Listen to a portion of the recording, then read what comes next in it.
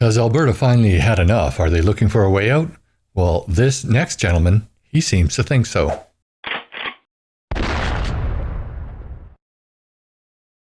Welcome to my channel, y'all. I hope you're having a great day.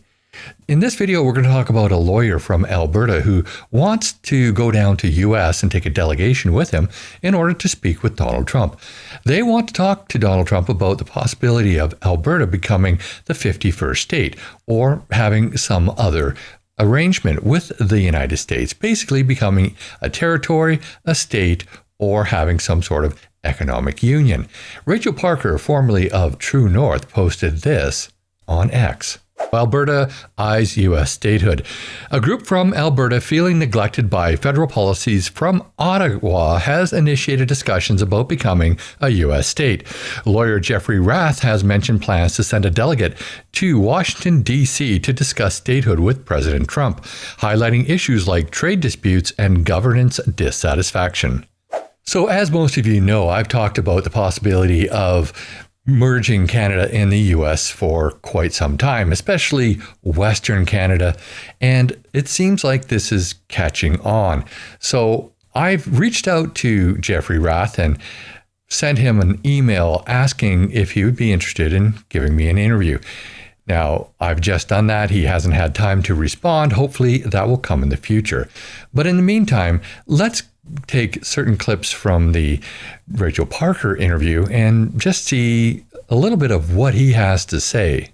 So first and foremost, Jeff, maybe you could just give us a brief synopsis. What is it exactly that you are proposing to do? Well, what we're proposing to do, first and foremost, is to free Alberta from governance by idiots in Ontario and Quebec. So I've been involved with an organization called the Alberta Prosperity Project for a number of years. Interestingly, we're now up to over 60,000 members, which is more members than the United Conservative Party of Alberta at this point. The organization's goal is to educate Albertans on the benefits of independence, free of the structural problems caused by Canadian federalism, which has effectively turned Alberta and Albertans into colonized citizens of, into a colony of Quebec and Ontario, which we're all sorely fed up with. Now, he makes a very good point there. I've been thinking this way since the early 70s when I first became politically aware, basically. I moved to the West Coast from Alberta in 1972, I believe it was, that we came here. And I grew up on the West Coast. And throughout that time when Pierre Trudeau was the Prime Minister, I always felt like everything that Canada did as a nation was oriented towards serving Quebec and Ontario, with very little to do with the West Coast and Alberta as well. So I really feel for what he's saying here. I think that hasn't really changed. In fact, back in the day, Pierre Trudeau even flipped off Western Canada. He stuck his middle finger up at us out the back of a train during an election period, I think it was. And, the impetus for all of this, of course, was, Justin Trudeau starting a trade war with the United States. And we all think it was done intentionally so that he can cling to power, and so the Liberal government in Ottawa will have an excuse to run up another $1 trillion in debt that's going to be paid for by hardworking Albertans, so that they can get reelected when no trade war needed to happen. And this, of course, is another very good point. See, they're using Alberta as a bit of a pawn. Alberta essentially funds most of Eastern Canada with all the transfer payments that they give out. And they treat Alberta quite poorly. They treat British Columbia quite poorly. They treat Saskatchewan quite poorly, but especially Alberta because of all the money that comes out of Alberta. And did Trudeau really have to escalate things to the point where it became a trade war? I don't think he did. I think that he could have worked better with Donald Trump. I think that he could have stopped insulting Donald Trump. I think that he could have secured our border better and quicker. And, well, really, we should have been doing that all along. But as far as other trade issues, well, I don't think that he really wants to solve these trade issues. I think he wants to cause these issues so that he can build up anti-American feelings, just like his father did, so that he can cling to power. This has all been done before. This is nothing new. This is a liberal strategy. Of course, as an Albertan who has been more than fed up with the degree to which Alberta has been mistreated, and we've literally had hundreds of billions of dollars siphoned out of this province to go to Quebec to fund social services in Quebec that Albertans could only dream of. Well, Quebec runs surplus budgets, and Alberta is continuing to have to borrow money to build hospitals, pay our doctors, pay for our roads, and the rest of it. Well, we're being sucked dry by by Quebec as a so-called have-not province. We're just fed up. I couldn't agree more. You have provinces out in the West who are feeling the struggles that we've been feeling for quite some time with the economic situations that are basically imposed upon us from Central and Eastern Canada. Now, I have nothing against the people back there, but the politicians, they completely suck. They're the ones that are creating this problem. It's not the people, it's the politicians. I want to make that very clear. So what kind of arrangement is this gentleman thinking that they will seek from the U.S.? So, myself and a number of other Albertans have decided that enough is enough. We're tired of being governed by complete idiots, and we're at a unique point in history with the newly elected Trump administration to send a delegation to Washington to discuss with the Trump administration their support for Alberta independence, and to gauge the level of support in the Trump administration for an independent Alberta free of Canada, to gauge their support for Alberta either becoming a U.S. territory or a U.S. state. And I think the internal discussions are that the independent Republic of Alberta as a U.S. territory, like the British Virgin or the U.S. Virgin Islands, Guam, or Puerto Rico, is probably the best way to go, and I'll explain why in a second. He goes on to talk about the benefits of actually becoming a territory instead of a state, but also the possibility of becoming a state. You see, if they become a territory, they don't have to pay, obviously, the Canadian taxes, but they also don't have to pay federal U.S. taxes. I'm sure there'd be something that has to come out of them as far as taxes go because of the military support and whatever federal support that they get. But that is a very important point. So I'm just going to skip over that part. But I do want to see just how much support he thinks Albertans have for this idea. Obviously, this is a democratic process. Our fellow citizens are going to have a say. But we think that right now, with the sentiment in favor of Alberta independence in the province running between 20 and 34%, without any real attempt at public education, and without knowing fully what the United States would be willing to do for the independent Republic of Alberta, even without that information, these are the current numbers. So that's roughly between 1,750,000 Albertans currently, according to the polls, are in favor of independence. I would wager that support for it is much higher in rural Alberta, and certainly much higher amongst the Danielle Smith's base, out in rural Alberta. I think that obviously a lot of the left-wing academics, all the same people that wanted to see us locked down during COVID, all of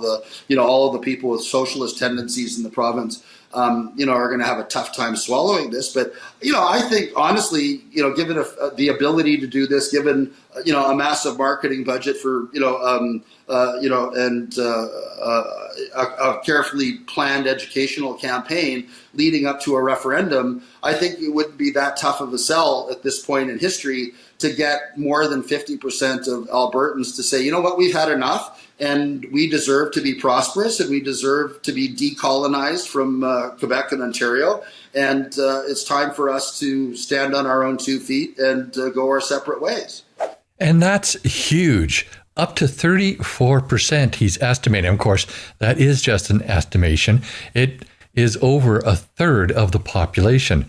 That's huge. That means they only have to convince around 16% more of the population, 16 to 17%. That's doable in a campaign where you're outlining all of the benefits. So, can he do it? I don't know. I think that there's a very strong possibility. And I think that if that happened, if they were moving in that direction, I think, and I've said this before, I think there would be a migration issue as well, where conservatives from central and eastern Canada would begin to see Alberta as a very good place to come and settle and open up businesses and take on jobs, where the socialists in Alberta would see it as a less favorable place and possibly decide to migrate back towards central and eastern Canada. And I think that would have a spillover effect as well to British Columbia. So would the percentage of people even rise from there? Could it be in excess of 51%? Could it be closer to 2/3 or more? If that movement took root, I think it probably could. But I also want to talk about today why it is so important for Western conservatives to really consider this. And to do that, I want to put in a clip here from a recent press conference that Trudeau gave. And I want to talk about how disgusted I am with some of these comments. This is a policy decision by the American government designed to go after the Canadian economy. This is a trade war, yes. But Canadians are hurt. Canadians are angry. I just need to cut in here because this guy just makes me so angry. First off, he's talking as if he knows what Canadians think, what he knows what pisses us off. And I also don't like the fact that he's always talking about feelings. For crying out loud, Trudeau, you're supposed to be our prime minister, our leader, and you're always talking about these damn feelings. I don't need a sissy boy talking about feelings all the time. I need someone who's going to go out there and talk about action and get things done. And in this case, I need somebody who is going to talk about cooperating with the United States, not putting on tariffs just to piss them off so that you can get reelected because you're pissing off the rest of Canada, but you're blaming those feelings, those pissed off feelings on the United States. I just can't stand this guy. The sooner he's out, the better. We're going to choose to not go on vacation in Florida or Old Orchard Beach or wherever. We're going to choose to try to buy Canadian products and forego Bourbon and other classic American products. And yeah, we're probably going to keep booing the American anthem. Well, first off, Trudeau, if I have an opportunity to buy bourbon just because you say that I shouldn't, I'm going to buy bourbon. And also, I'm not going to boo the American anthem. That is the dumbest thing that I have seen come out of Canadian arenas ever. That's not Canadian. That's not what we are normally like. That's a whole bunch of these liberal idiots who want to show displeasure with the United States because they don't really understand what's happening. Well, what's happening is our government is pitting us against Americans, and that's not right. And for us to go and boo them at sporting events, that's not right.